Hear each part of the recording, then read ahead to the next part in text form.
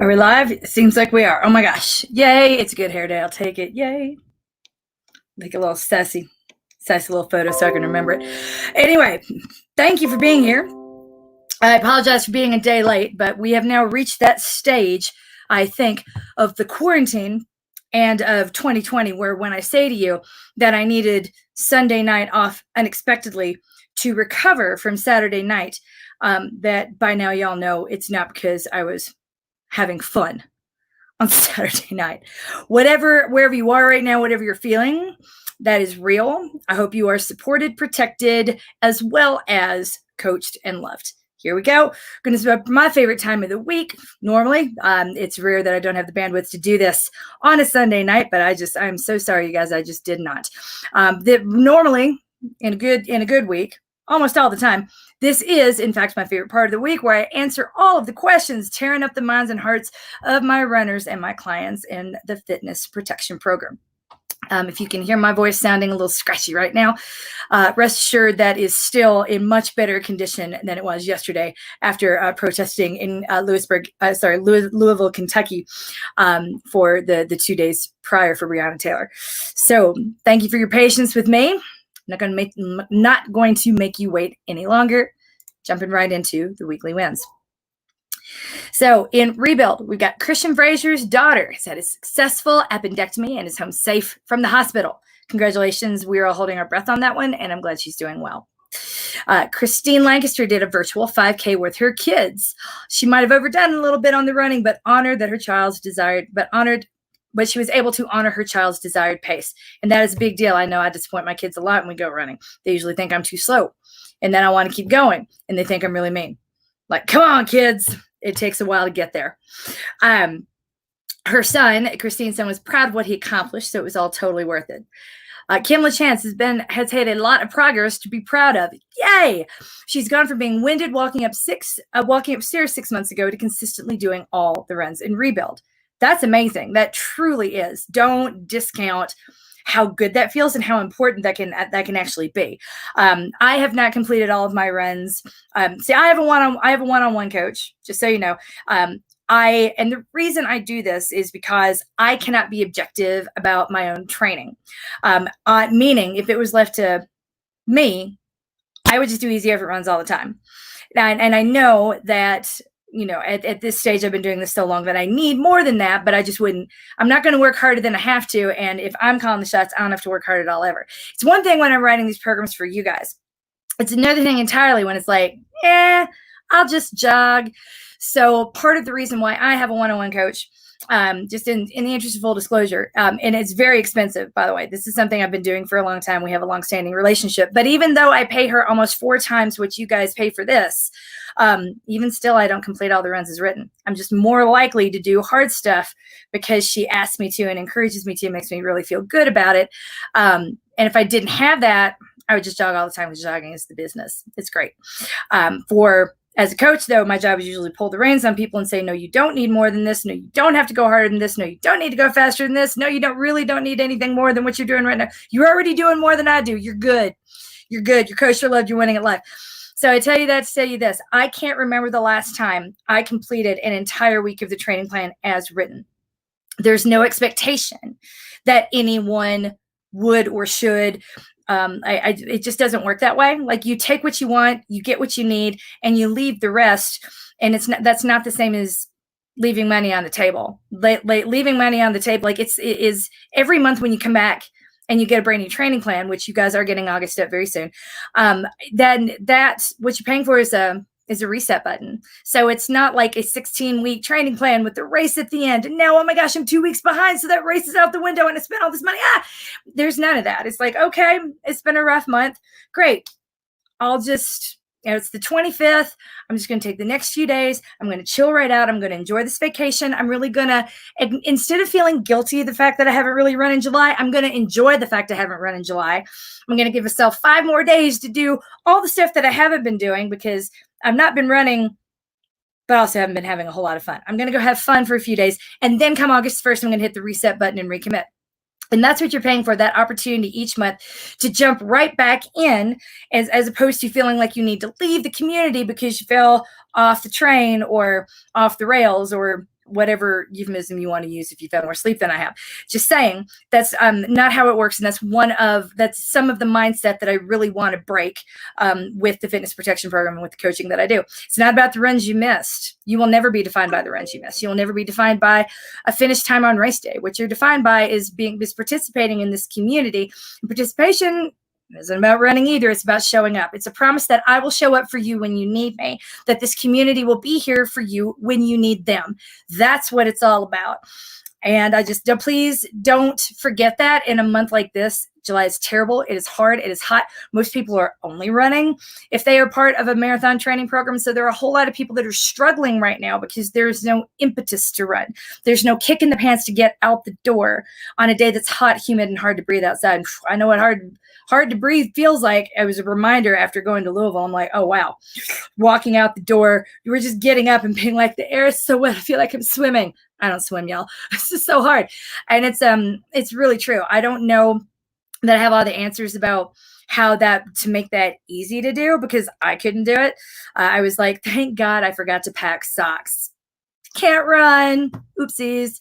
And that was that. So maybe I'll be more committed in August. I will be traveling less. I don't know what August is going to look like, but I know that I am absolutely counting down to hitting the reset button when it pops up on my calendar. So Phyllis is increasing the amount of time she can jog continuously. Even with the heat, she's up to 20 or 30 minutes continuously. That too, I know how good that feels. Just like being able to complete, some people like to check things off a checklist and they like seeing all the green boxes and they like putting, stickers here and saying this is done. That's awesome. That's valid. I know if that is what's important to you, own it, acknowledge it. And yeah, that's a win when you have a week where you feel like, yeah, I nailed it. Great. That is fantastic. It's just where I'm here for is in those moments when you feel like, oh, I failed. I'm like, did you? Let's talk about what failure is. This looks like succeeding to me. I feel like a lot of my runners are way too hard on themselves. So I know what it feels like to finally get that thing, that validation in the form that you want it, as well as to be able to see an increase in what you're able to do and willing to do after a period of not running at all, which is what Rebuild is for. So congratulations to Kim, Phyllis, and everybody else who's had a weekly win in Rebuild this week. In Maintain, Daniel Failton did a 3-hour, 20-minute long run and covered 19 and a half miles. That is so long. Congratulations. I do not have the stamina right now to run for 2.5 hours, much less. So I don't think I run for 2 hours, much less 3. I mean, I felt like a newborn baby colt. I walked over like in the Matrix when they all wake up and like swim out the goo. I'm like, my muscles have never been used and my lungs really hurt. I'm like this physical pain with each breath. And I hadn't been like away for that long. I hadn't run for 3 weeks, 2 weeks of vacation and 1 week of an upper respiratory virus. But I mean, it's still like feels like the first time every time I go out there. So I look forward to the day I can do another 3-hour and 20-minute long run and get out the house and away from everyone for 3 hours and 20 minutes. Oh, please, God, when is that time coming? But I'm thrilled for you, Dan, that despite not having children, you were still able to have that wonderful, wonderful, wonderful time to yourself that you so clearly deserved. Not that I'm jealous. Extremely jealous. Totally jealous. I can't even hide how jealous I am. But yeah, good for you, Daniel. Trisha Thorne has been getting her runs in with her kiddos as part of a virtual cross-country family trip that her children's middle school coach put on. That is super cool. Tag us in photos. We want to see that and share that really cool experience. Way to go, Trisha. All right, here we go. Now moving on to the questions. We're going to start with the questions in the Build program. Build is an on-ramp for new runners or for people who are new to the way we do things here at Fitness Protection Program. We're going to be opening up another round of Build in the fall. And we're also going to be opening up another round of slow burns. So keep an eye on your email. If you're on our newsletter, if you get our newsletter, if you're on our email list, you will get a heads up when all this starts. The next round of slow burn was slated to open up on September the 8th, the Tuesday after Labor Day. We figured that most schools, by then, people will know for sure what they are doing with the rest of the year and be ready for something akin to structure because they'll finally have something akin to structure in their household too. So that is who Build is for. Only got one question tonight. I'll be training for a half marathon next April and wondered if it'd be better to repeat build or go into maintain this September. What's the biggest difference in the two programs? Build and rebuild are the same program, but they're separate communities. And the reason for that is that every time that I've been coming back from extended periods of not running, either because I had a baby or because just life happened, like it has for the past few months, I always found that it was hard to have a reentry point. There was no real good return to running sort of program that was predicated on a person having a modicum of experience and a bit of muscle memory. It's either all of the return to running programs that I saw were either couched at 5K and threw you in with brand new runners and treated you like you didn't know anything and had never done this before, or they assumed that you were incredibly fit, like elite Olympic athlete level fitness, and you hadn't been running just for like a few weeks and were either. So there was nothing really good in the middle. Either they'd like treated you like you were brand new or treated you like you were superhuman, and there was just nothing in between. And so Rebuild really wanted to address and hopefully close that gap. So I tell you that to tell you this: build and rebuild are kind of the same thing. Once we get you into maintain every month, you're basically ready to race a half marathon. You are. I wanted to keep it as simple as possible and take the focus off of race day and put it back onto the training. So if I were you, let's see what September brings. Maintain is more work than build or rebuild. It is. Week 1 of maintain isn't that much more than week 4, lane 2 of build or rebuild. But week 2 is more. Week 3 is way more, and week 4 is like double. So we need an easing in period that's sort of working you up to doing one. You're not going to be able to go out of rebuild and then do the entire first month of maintain. You're just not. And I mean, kudos if you can, but don't go in there expecting to. Most people don't. Most people go into maintain and do week 1 for 2 or 3 weeks, and then do week 2 for 2 or 3 weeks, take a cutback week and do week 1, and then do an entire month of maintain. And there are all the instructions how to do that in the membership area of the website. We break it all down for you. But I tell you that to be like, well, I think if you want to start working your way into maintain in September, that's totally fine. But you don't need to be pressuring yourself to be doing all the runs as written, especially the long runs in September. January needs to be your aim. I need to be in maintain doing most of the runs and all of the long runs no later than January. Realistically February, but let's stick with January. I know that the holidays are hard, but that's kind of where we're at. You've got so much time is what I'm trying to say. There's no rush, there's no run, and there's no reason to be like, I must do this, and this now. This is a guided DIY program that gives you everything you need to be able to adjust the programs to meet you where you're at, with no need to play catch up and no push to try to compensate for what you might have missed along the way. You might not be ready for more work in September.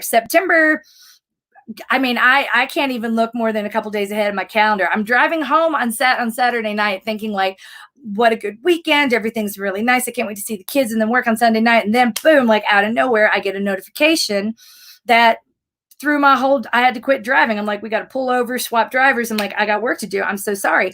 And that threw my whole weekend into flux. That's how quickly things are happening right now. It's like a lot of whiplash. So I don't want you to set yourself up for feeling like a failure later, with no regard to the fact that you have survived up to this point of the year, which is huge. This has been a really difficult year. The thing that I can't handle, that breaks my heart the most, is where people say, I'm going to do this. And if that thing that they say they're going to do doesn't work out, then they feel like a failure. You have the option to jump in face first to maintain on September the 1st. But the option to do so versus the mandate to do so is like, the difference is discrete and the difference is pressure. And I really, really hope, as long as you're here with me and you're staying in this program, that putting pressure on yourself never becomes a thing. It doesn't become a thing you do. I like to think of myself as someone who deprograms overachievers, or rather gets them to focus on what they've accomplished rather than ruminate on what they missed. So the best path to success is by giving yourself the option to do something without the mandate, without worrying too much about the plan, so that you don't feel like a failure. You feel like a badass for navigating whatever life throws at you, should you it throw something really big at you for November, and you find yourself not as ready to do everything and maintain as you did when you signed up for the race. So you've got plenty of time. We don't really need to get serious and like worry about the length of your long runs for a while yet. So if you can, great, but let's not. There's like, life is just hard right now. There is no need to add artificial pressure to make it harder. A couple of comments. So no light. Okay. Yeah. But are you somewhere where it's humid, Daniel? I think you are. Are you in South Carolina, North Carolina? Yeah. Or are you still in New York City? Either way, in New York City, you're never alone at 5 a.m. I know this, so don't even try, mister. Yeah, the air is brutal. It is brutal. It's so hard. Oh, I don't even have words for it. It's just, as much as I love the South, if y'all saw the pictures and saw my pretty trucker hat and some of the amazing shirts, I've got this great shirt. I saw this advertisement and I had to pull over. I'm like, we've got to go in there. They have to have a merch store. And it said, boots, bullets, britches, and baloney. And I'm like, I am sold. It was a country store. So of course I had to buy all kinds of shirts that have that on the back: boots, bullets, britches, baloney. I had to get teddy bears for the kids. I spent a lot of money in there, y'all. I did my duty supporting small businesses. And it was fantastic. So that was the high point of being there, breathing brutal air. But every time I put that shirt on, I remember how I stepped out of the car and almost collapsed because it was so hot. The sun hurt my skin and my lungs simultaneously. It was like getting punched in the face and the belly and the feelings all simultaneously. He's in North Carolina. Well done, Daniel. Have you two been able to meet up? That's funny. It would be funny if you had. Okay, moving on to rebuild. So rebuild, is there somewhere to find Silly Toes instructions? Yeah, they should be they should be pinned to the announcements at the top. I had refilmed those, and they're also in the YouTube channel. Erin Harkness is watching this right now, and I'm pretty sure she's going to go dig out the links and post them after seeing this. So keep an eye there and in the comments here. And thank you for reminding me, we do need to work those back into the membership area of the website in the instructions. But yes, they're there. They're around. I re-recorded them recently. Good evening, ladies. Recovery fuel question. I'm stretching things out and doing the dedicated training plan. Okay, I stretched things out today, passed go, did not collect $200, and went to week 4 and did 19 in 3 hours and 20 minutes, 140-ish for 14 miles, 160 by the end. Normal. As per your advice last week, I started going carb heavy on Tuesday. I was perfectly fueled, had great energy throughout, recovered pretty quickly. But now I'm on my couch 4 hours after the run, and I'm eating everything I can get my hands on. Blueberry protein shake, gone before I put the straw in it. That leftover sog pioneer from Wednesday, yep, it's gone. That bag of Cheetos in the back of the closet, same fate. Next Saturday's run is just around the corner. Should I be thinking about a smarter recovery fuel plan? First of all, ladies, I want you to hear this. This is from a dude. I know that a lot of us feel odd when we walk in and want to eat everything in sight, because we feel that way one time a month. And so when we feel that way after a workout, it can be really stress inducing and really nerve wracking, because it's just another one of those lady things that people don't want to talk about. This hits dudes too. Daniel, my biggest suggestion to you is a recovery drink, because your body produces, being male, your body produces more testosterone than ours, and your needs are going to be a little bit greater in the carbohydrate and protein post-recovery department. Martin is really popular. It's a M-A-A-U-R-T-E-N. It's a Danish company. They were the official fuel of the guy who broke the 2-hour barrier in the marathon. It's good stuff. I like it. But it doesn't really quell that level of hungry in my experience. But it is worth trying before your workout, especially on it, like having it created. And it's like the consistency, not quite a gel. It's a little bit thinner and less jelly than a gel, I guess. I don't want to say like, anyway, the words to describe the consistency are just disgusting to me, and I'm struggling not to say them. But it's more viscous than a gel, but less viscous than water.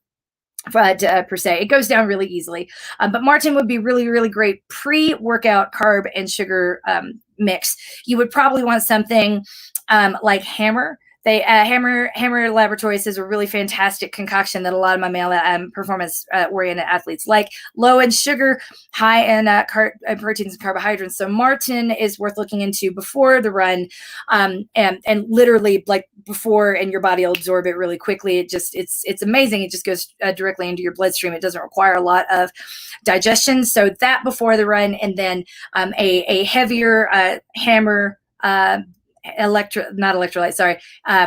heavier protein and carbohydrate based recovery fuel for after the run could absolutely help that, even though the last thing you will want to do at the end of a long run like that is put anything like this in your stomach, because it's kind of sweet. That should go a long way towards quelling all the cravings.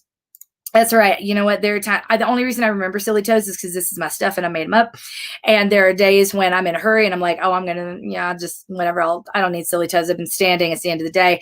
And those are the days that I regretted about 10 steps in. And I'm like, let's warm up the ankles. What am I doing? So I feel you. Until it's a habit, it's not like a corner you're cutting. It's just like, I need to do that. But it's just one more thing at a time when we feel like there's so many things already on our plate. Give yourself some grace. Tomorrow's another opportunity to remember to do it. Okay. So I'm struggling to keep my heart rate under 150 while running at a slower than usual pace these days. I think the reasons are multifactorial. I have not been running as consistently these last 4 weeks because life, same. And while I've been walking a lot and keeping up with strength, there isn't anything like running to keep up that kind of fitness. True. Also, it's hot and humid, which seems to make my heart rate climb as well. So the question is, where should I aim to keep my heart rate for the warm-up and cool-down portions of the running workouts? Wherever you can get it.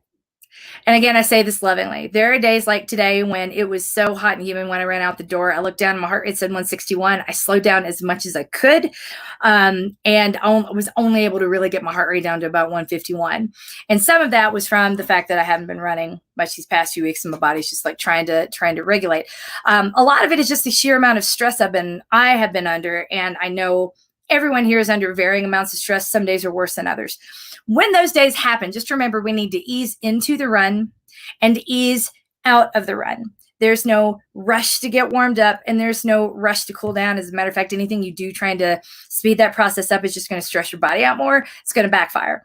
So I would worry less about like, where do I need to be, rather than where do I not need to be. We need to not be in the 160s for the warm up. We need to try to keep that under control as much as possible. If your heart rate is up and it's just so hot and humid that it's not coming down for the cool down, I get it. But do try to add in like a quarter mile, 5 to 6 minutes of walking at the end of the run then before you go inside, even if which I hate even saying that, because I get it. Like once I've got sweat on my body, all I want to do is go inside and take a shower and get it off. The idea of having to walk like a quarter of a mile to bring my heart rate down so that I stop sweating before I go inside is repugnant to me. But it is helpful. It does actually cool you down faster so that you're not still sweating and have a racing heart rate when you get out of the shower a few minutes later. So I tell you all that to tell you this: what matters is that you are attempting to ease into something, and then ease out of that thing, as opposed to playing catch up somehow, which is mentally what a lot of people do when they go into a workout. That's it. So for the accelerators versus brief sprints, my heart rate tends to climb to 160 or so, and then takes a minute or two to get back low 150s or high 140s. Is this when I should be walking to get it back down faster? You can, unless walking makes it harder to get restarted again for you. I want you to kind of take that on a case-by-case basis. We have to balance the psychological and the physiological. If you hate what you're doing, you are not going to keep showing up. And if physiologically, like, one is not so superior to the other that it's going to impact your fitness or your performance. And I know that's an answer people don't love hearing, like it doesn't really matter. What matters is you're making the choice that you don't hate. Because odds are the difference between the two decision points you're looking at isn't as big as we want to make it out to be. I can tell you what like the optimal answer is. But that optimal answer physiologically doesn't mean anything if you hate it so much that now I can't do this thing, so I'm not going to show up anymore. And honestly, that type of all or nothing thinking is exactly what the sort of person who gravitates towards distance running engages in. They're perfectionists. I do it right or I don't do it. I go hard or I go home. And it's what we have been conditioned to do. It's what America does. And I know that sounds like really kind of like high level and woo woo, but it's true. Someone who's lived outside the country for a really long time, it was hard coming back in and being like, ugh. It's why I still have to defend jogging. People are like, well, why you do that? Some of us care about performance. I'm like, I never said I didn't. I just said I don't want to work real hard every day. Well, that's lazy. I don't think it's lazy. I'm a marathon running mom of 4 kids under 8, no twins, and who owns a business and has a husband who travels. You can lazy shame me all day long if you want to. Me deciding not to go harder than I need to is called efficiency, motherfucker. That's where my brain is at. But a lot of us don't have that ability or that willingness to bite back and say, no, this is what I want, and advocate for it. So if I can do one thing for you for $30 a month, it would be that, giving you the language you need to be able to fight back. Reclaim your time, reclaim your space, and just go get something done outside, whether you're running or walking. So too long, don't read. Does it matter? Nope. Not to me, but it might matter to you. If it matters to you, as long as you're honest about that, I don't want to walk. I hate walking. Great. Okay, do that. You know what? I love walking, and I've really been looking forward to it. Is it okay if I walk every time to bring my heart rate down throughout the summer? It's totally fine with me.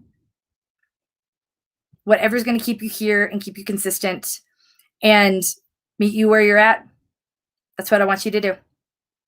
Every single day without fail. I'm never going to be disappointed in you if you do that, no matter what you do. I have a sore left knee. It's achy and will ease up once I'm warmed up. My shoes are in really good shape. I'm thinking it's surrounding muscles that need strengthening. I did fall on this knee about 5 years ago and had no real issue until now. The knee is generally achy each day, doesn't seem better or worse based on runs, back to back versus rest day in between. It's achy all over with some pain concentrated at the front. Help, please, and thank you. Okay, the 2 things that come to mind really quickly. If you fell a long time ago, you might have like a meniscus tear in there somewhere. And so meniscus are the little brake pads in your knee, and they sort of like hold everything together. And it is hard. They are hard to diagnose. And it's not, if you had a fall, even if you didn't tear a tendon or a ligament to the point that you need surgery, you may have torn the meniscus, or years of overuse, pushing your body harder than it was ready to go. That can also do damage to the meniscus. So if that's where you are, and it sounds like it could be, it's worth seeing a physical therapist, a really good one, hopefully one that also has the DPT certification, who's licensed for dry needling and manual therapy. That's like the great trifecta of physical therapists. So they shouldn't specifically, the one that I work with, Alex Lanton out in Stapleton, he doesn't necessarily need to see an MRI or an X-ray to know what's going on with soft tissue. You can usually diagnose with manipulation and watching you do, go through motions. So hopefully we can find someone like that can work for you too. Because once we know what it is, then we know exactly what to strengthen and how. And that's a little bit outside my scope. That really is what a physical therapist needs to do. So let's go ahead and get you in and see one of those as quickly as possible. Because what's more often than not, the things we don't like therapy. We're a country that doesn't like therapy. We like medicine. When it's a bone that's broken, awesome. When it's soft tissue, there's just a lot that's a little bit more fluid. And since it's not as cut and dry, a lot of people have a harder time going to see a physical therapist or getting a referral to go to a physical therapist. This sounds like soft tissue, tendons, joints, ligaments. I would say a doctor, this isn't what they do. Doctors are there to solve big problems, diagnose and treat illnesses, not soft tissue. So, which is not denigration to doctors. It's like they also don't drive taxis. I mean, maybe they could, they're qualified to, but it's like these are two mutually exclusive, completely different jobs. So it's, if you didn't get physical therapy whenever you had your fall a few years ago, it's entirely possible that could be what's going on. Is it functional? Yes, except I can't do this thing I want to do. Well, it's meniscus. Is it worth fixing? So if that might have been, any of that resonates on any level, seems familiar. That's where I would start. I would start with a good PT because no one really needs to be in pain. And it's probably not what you're doing or the way you're doing it. It could entirely be the improper treatment the first time something like this happened a while ago. But that doesn't mean that we can't do it now. Most people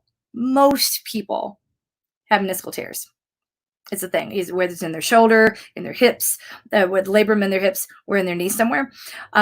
This should not be like a career-ending injury. If that is indeed what you have, it is something we can mitigate and work with, and the PT is the person to do it.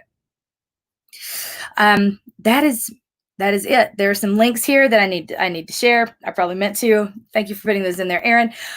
From what everything we talked about last week with Velvet Bee's honey butter, and now I've seen that, I'm gonna go have to get a spoon and get in it. This is short and sweet. Sorry that it was a little bit later than I expected, but I like that guy behind me. That's his desk. I forgot when I said initially, like, oh, I'll do it on Monday afternoon. I forgot that I share an office now with someone who is louder than I am, talks more than I do, and we'll have like 9 hours of phone calls every single day. So with that in mind, sorry that this was later. This is the first opportunity I had where the room was quiet enough that I could do this and capture sound quality that Chrissy could then edit and turn into a podcast. So I apologize for making you wait, but wherever you are, I hope you are safe and sound and know that you are also coached and loved and winning at life. If you happen to be in the Denver area, I just became a member of the leadership team for Wall of Moms. I have about 20 years of protesting experience and a lot. I've probably gotten 20 years worth, honestly, in the past 60 days. I've not been this active in a very long time. But it's been fun to be part of that group. I'm going to be their operations person, making sure that everyone who wants to show up for Black Lives is trained and prepared before they physically show up to an event. I'm literally just finished writing a handbook about it, handbook for new protesters. If you're interested, if you are an activist outside of Denver who is thinking of joining a Wall of Moms chapter, feel free to fill out the Google form and download this document. And hopefully it can be helpful, even though it's full of local resources.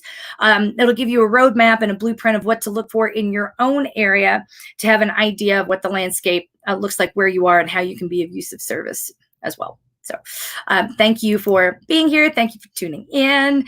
And one last here, efficiency. All of them. Some people have all of them torn. No judgment if that's the case. Oh, thank you. No, I appreciate you, Erin, more than you could possibly know. Everyone, big thank you to Erin. And days that I'm out, if you see posts going up as fitness protection, that is her. Like to thank you, her, and as always, the rest of the team for their service, so that I can keep serving my community as well as this population in all kinds of ways I never saw coming. July was crazy. I'm really hoping August is a little calmer. Doesn't look like it's going to be going that way. What I can promise is that I'll be showing up for you as often as I can, wherever I can in this capacity, to make sure that you feel coached and loved, and to remind you that you're winning at life no matter what is going on or what you have done. Congratulations on surviving almost 60% of 2020, you guys. See you soon.